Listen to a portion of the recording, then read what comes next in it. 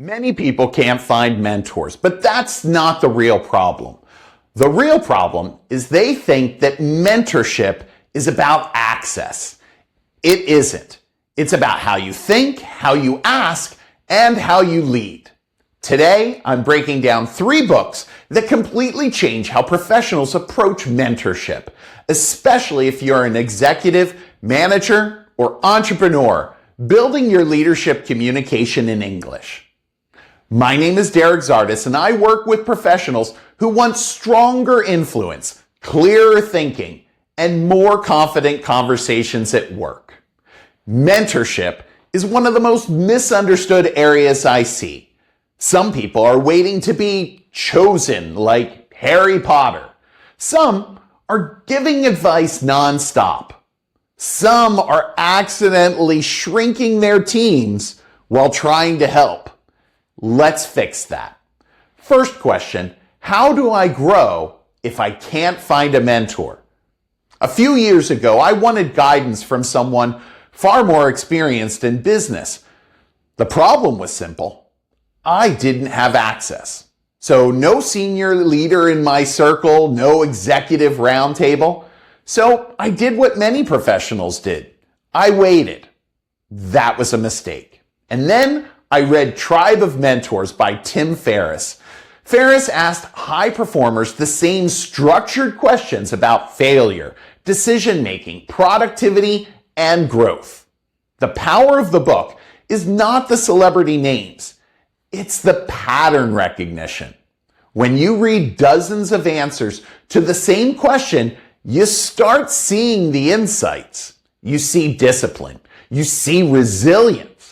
You see experimentation and adaptation.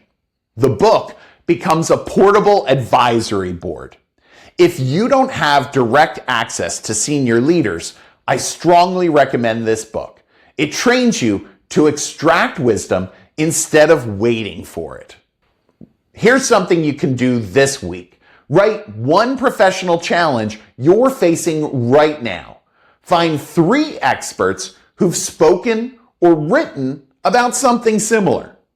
Extract their answers, identify the pattern, and then write one short reflection paragraph in English summarizing what you learned.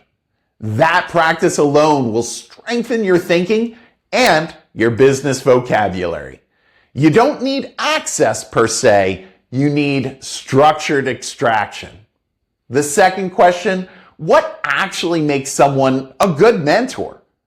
Early in my career, I thought mentorship meant giving smart advice. So I gave it constantly. I thought I was being helpful. People nodded politely, but then nothing changed. That was humbling. Then I read The Coaching Habit by Bungay Stanier. The book simplifies coaching into 7 essential questions. The core principle is simple. Curiosity beats advice. One of the most powerful questions in the book is, what is the real challenge here for you? The question forces clarity and ownership. If you manage people, mentor others, or want to build capability instead of dependency, I strongly recommend this book. It gives you a repeatable conversation structure. And here are some actions that are aligned with that book. In your next meeting, replace one piece of advice with one inquiry. Speak 30% less than you normally would. End one conversation with, what will you commit to? Notice how accountability changes. Track how often you interrupt. Develop awareness. The vocabulary here matters. Curiosity, inquiry, facilitation. Mentorship is not talking more.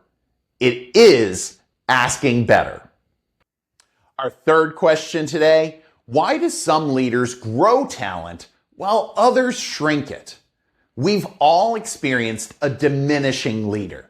They answer before asking. They correct publicly. They control decisions.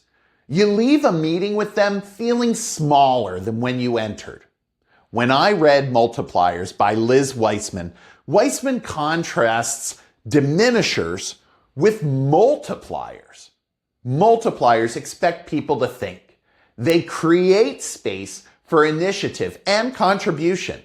They practice stewardship over talent instead of control.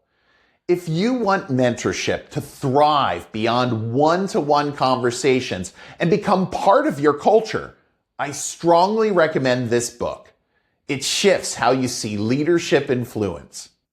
Here are some micro habits you can apply immediately. In your next team meeting, ask for your team's thinking before sharing your own.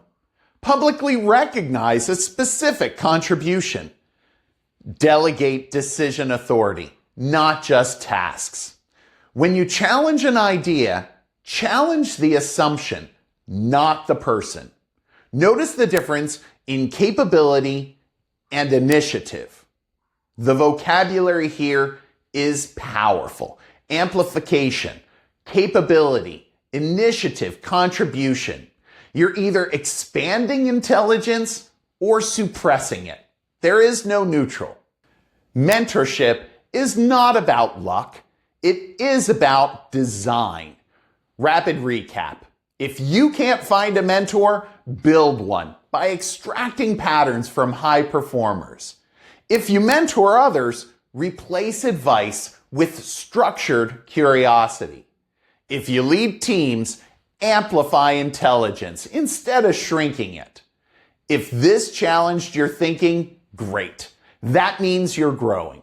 Download the February Mentorship Workbook. It includes vocabulary exercises, structured reflection prompts, and implementation templates based on these 3 books. The link is below. Now, tell me in the comments what's your biggest mentorship challenge right now, and I'll see you in the next video.